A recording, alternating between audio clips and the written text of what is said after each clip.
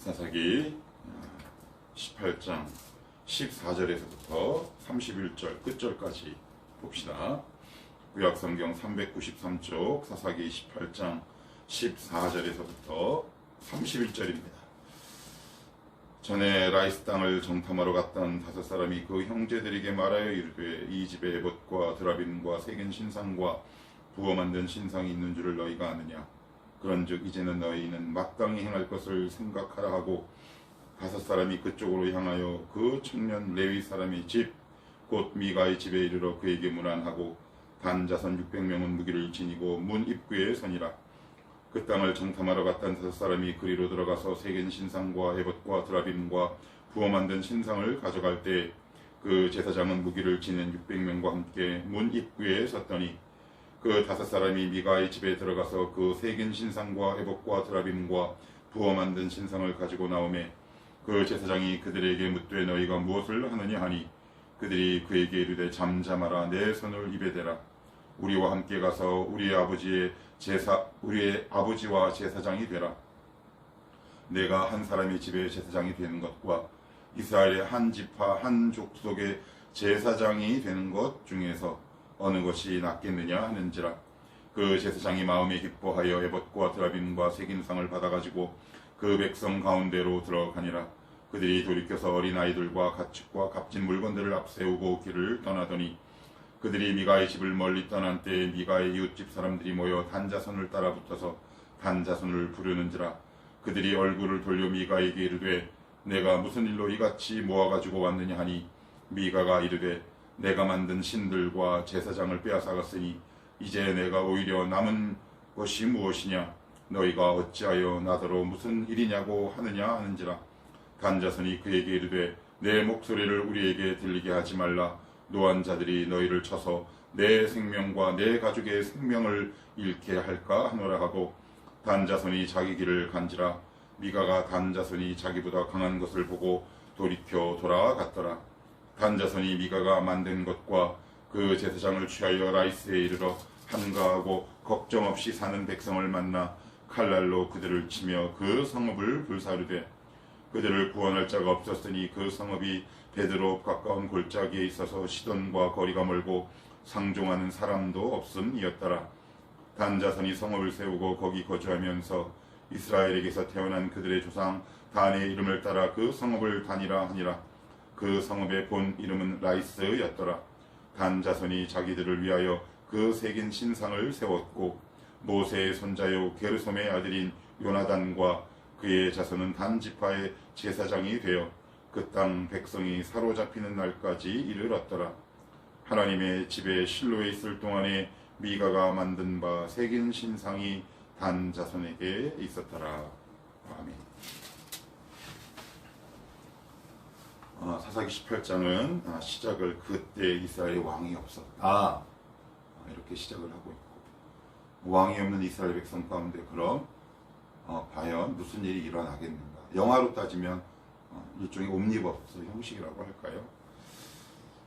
왕이 없는 하나님을 진정한 왕으로 삼지 않는 백성들에게 나타나는 모습들을 사사기는 계속 자세하게 보여주고 있고 이제 기록하고 있습니다.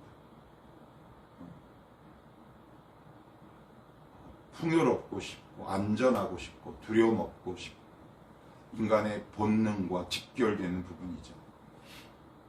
근데 복음은 인간의 본능을 뭐라고 하지는 않아요. 그렇지만 그 본능이 탐심과 연결될 때 복음은 우리의 인생과 영혼의 브레이크를 걸고 아니다라고 방향 지시 등을 다른 방향으로 켜기 시작하죠. 단자손이 갖고 있었던 본능을 하나님이 뭐라고 하시는 건 아니에요. 그렇지만 하나님이 주의 깊게 보시고 아니다라고 하는 건 분명히 단자손에게 주신 땅이 있었다. 그런데 하나님이 주신 땅, 그 기업이 마음에 들지 않는 거지. 그래서 땅을 옮겨와서 이제 라이스 땅에 이르고 그 근처에 사는 이제 미가를 만나서 또한 그 과정 속에서 어떠한 일이 있었는지 성경은 계속해서 이야기를 하고 있습니다. 14절입니다. 전에 라이스 땅을 정탐하러 갔던 5사람이 그 형제들에게 말하여 이르되 이 집에 에봇과 드라빔과 새긴 신상과 부어 만든 신상이 있는 줄을 너희가 아느냐. 그런즉 이제는 너희는 마땅히 행할 것을 생각하라 하고, 드디어 이제 하나님이 주신 그 기업을 뒤로하고 외면하고 그들이 보기에 좋은 땅을 골라서 5명의 정탐꾼을 꾸렸다 말씀을 드렸습니다.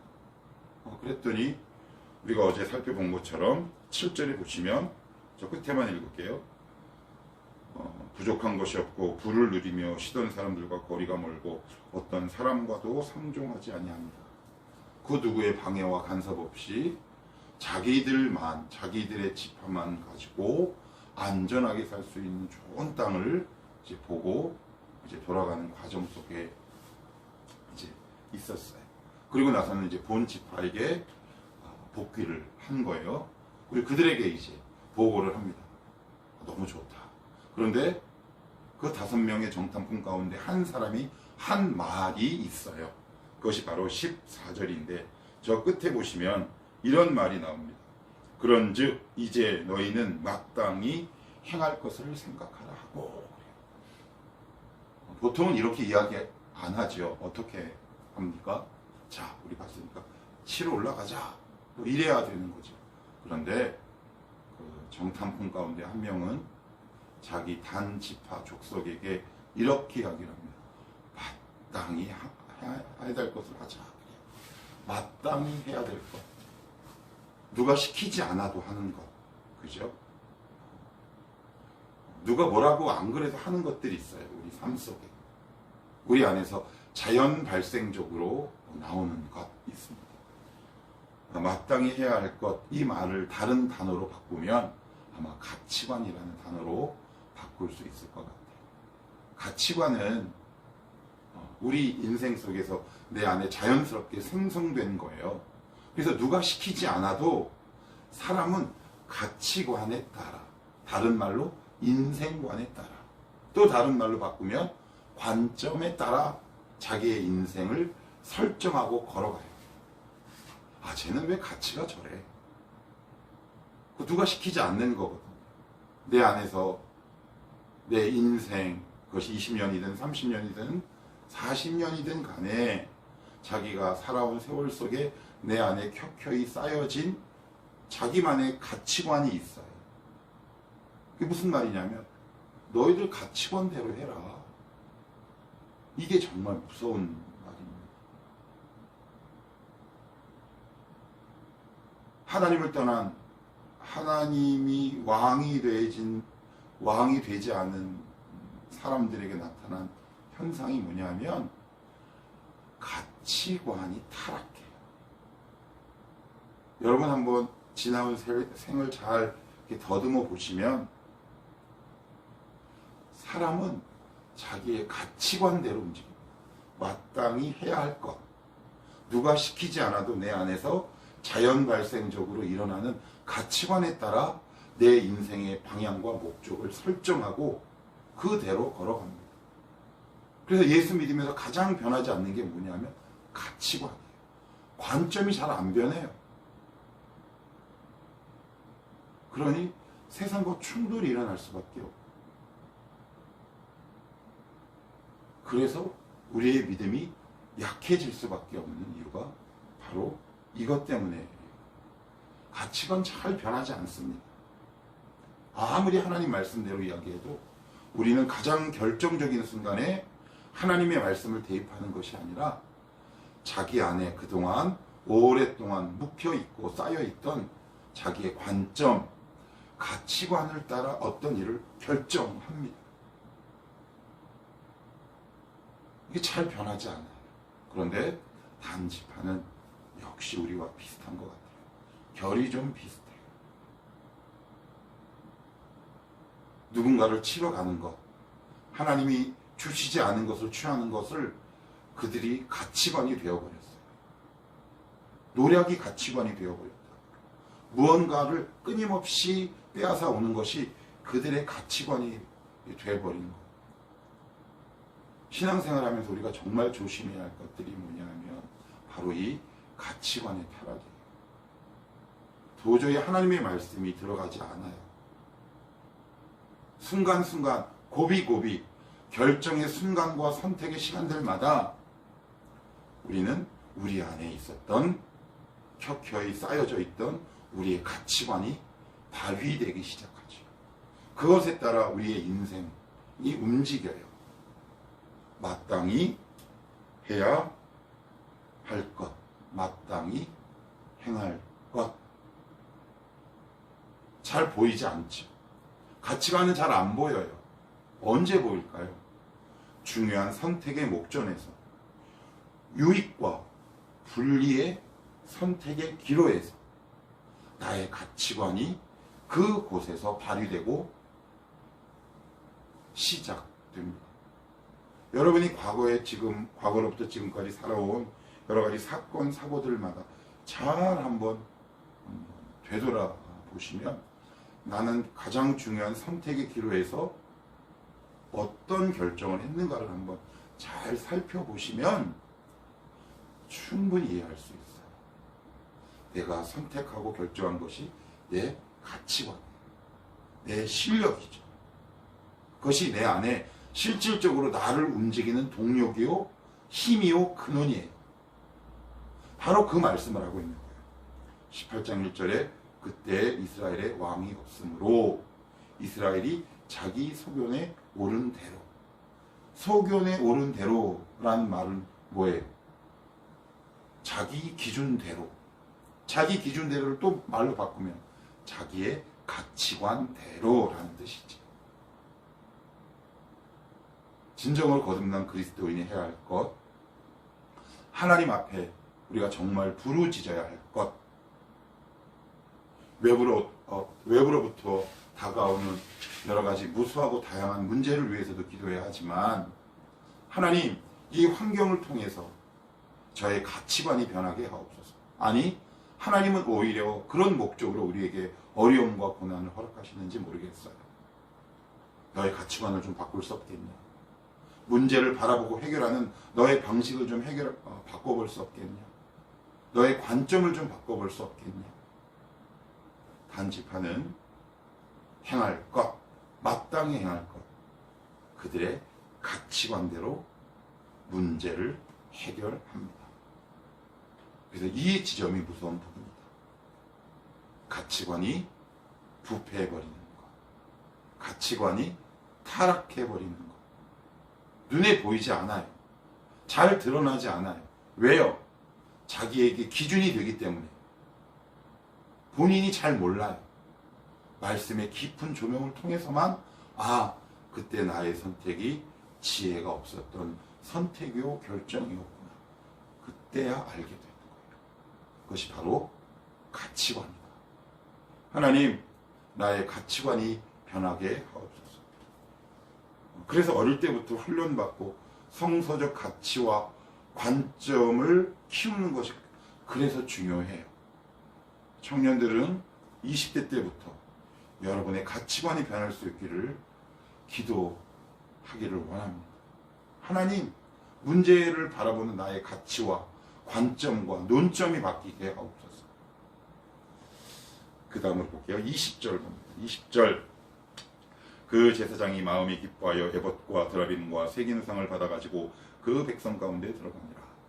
단지파가 와서 딱 보니까 에봇, 그 다음에 에봇과 드라빔, 신상, 이런 종교적 형태들이 잘 갖추고 있고 거기 제사장이 있는 거예요. 그런데 자기 지파에 제사장이 없어. 종교적 정통성을 유지하려면 그래도 제사장이 좀 있어야 되잖아요. 그래서 우리식으로 얘기하면 청빙을 한 겁니다. 작은 개척교회에 있다가 대형교회로 청빙받아 갔다? 뭐 이런 느낌.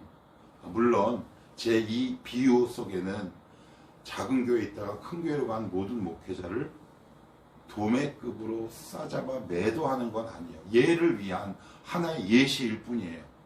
여러분들의 이해를 위해서. 아무튼 그런 행위라고요.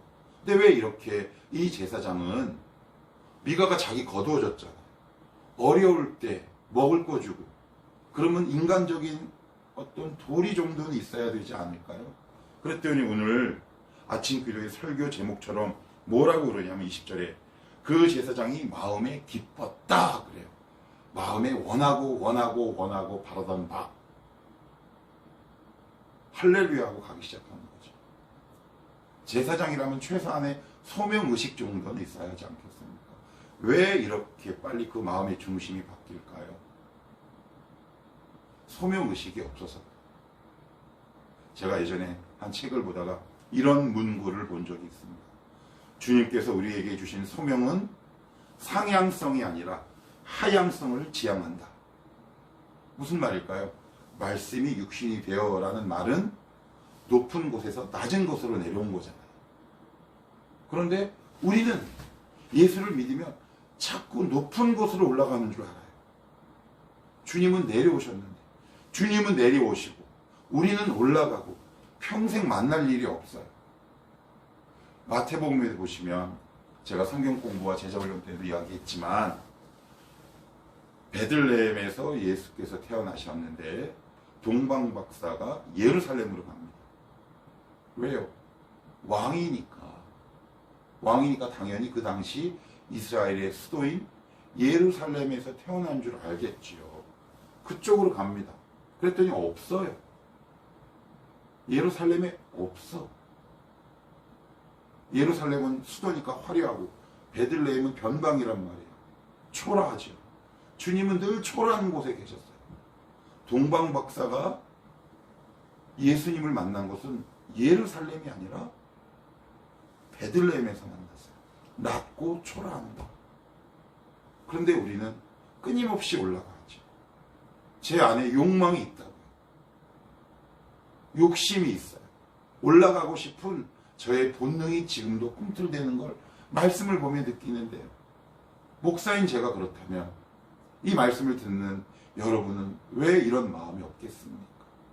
그런데 성경은 단호하게 뭐라고 얘기하냐면 복음은, 소명은 하향성을 지향한다.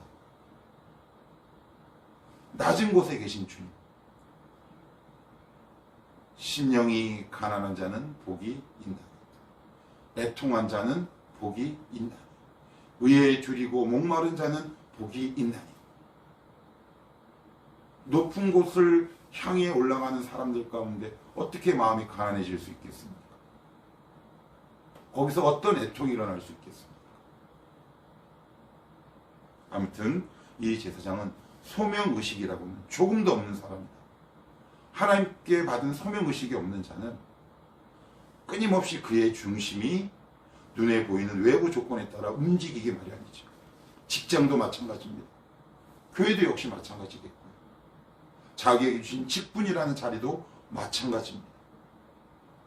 이 자리가 얼마나 소중하고 귀한지 잘 인식하지 못하는 경우가 대부분이죠. 아니, 그거 다 버려.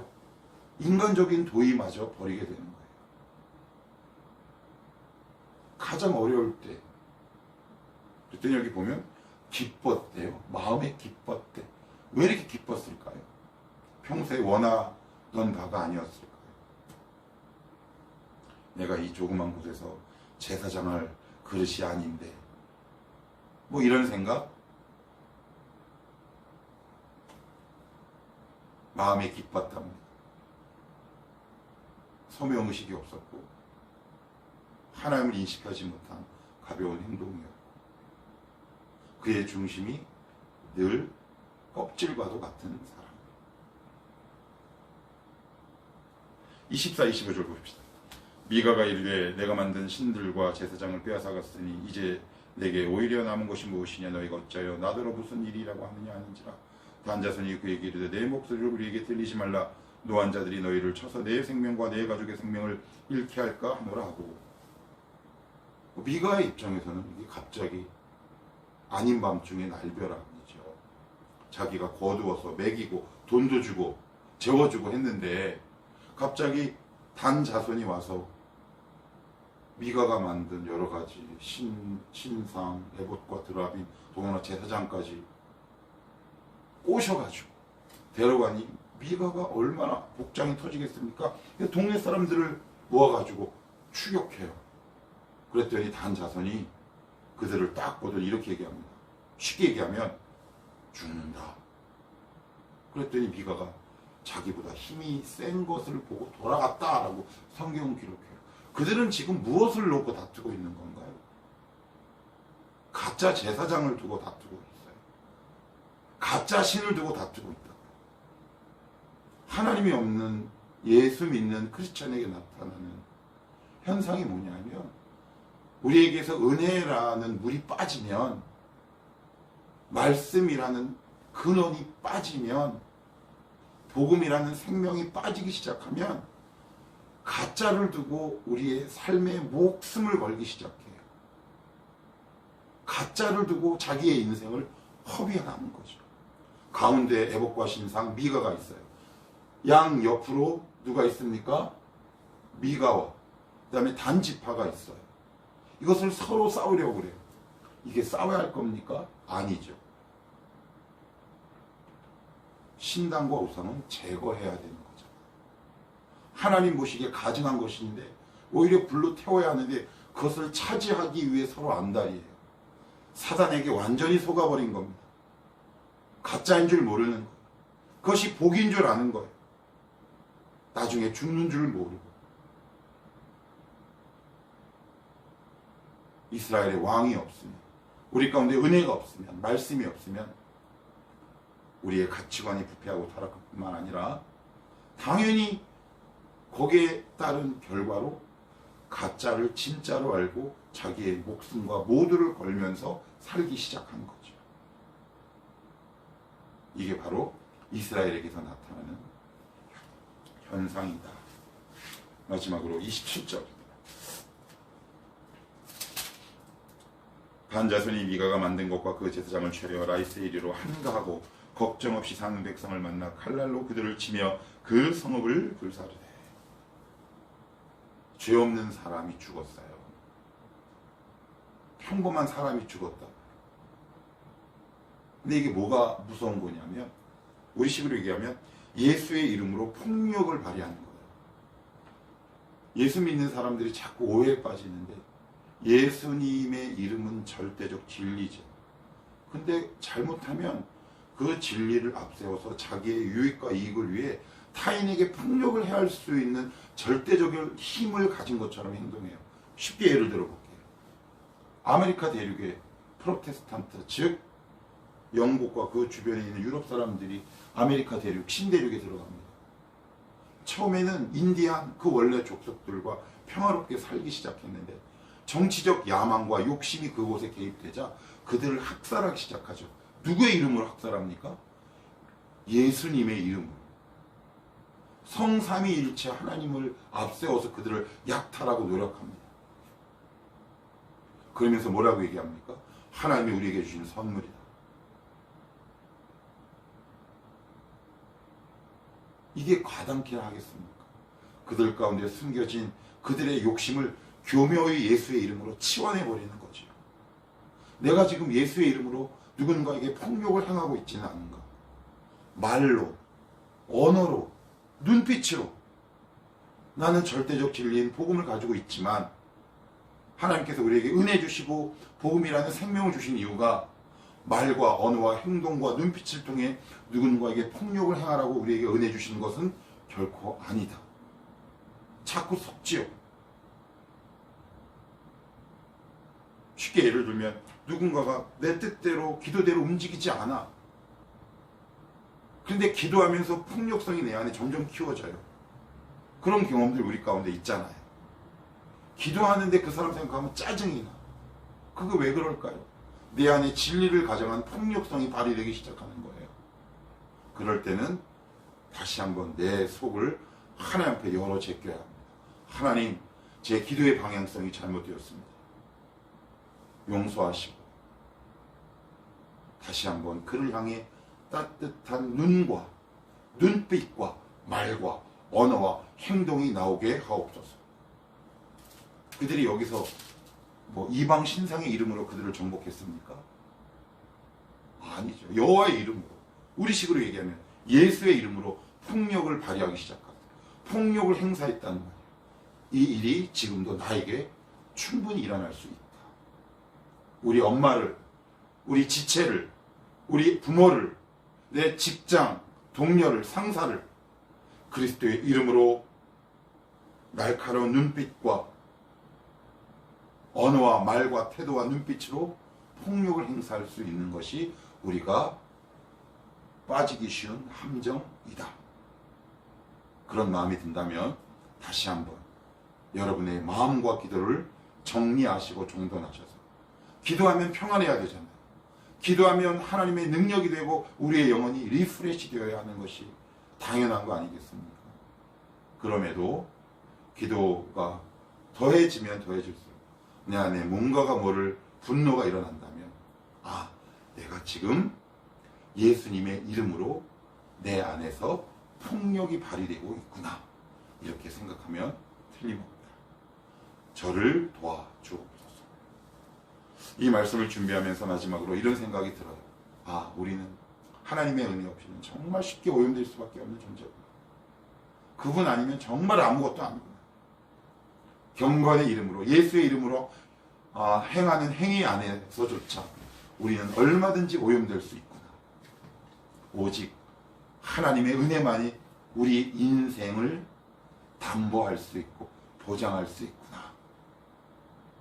인간에 대한 좌절과 절망의 깊이가 더해갈수록 오히려 동쪽에서 해가 떠오르는 것처럼 하나님의 은혜가 오늘도 떠오를 겁니다. 여러분의 연약함과 나약함에 주목하는 것이 아니라 오히려 그 깊이가 떨어지면 떨어질수록 반대에서 떠오르는 하나님의 은혜의 해를 여러분이 볼 수 있기를 축복합니다. 기도합시다.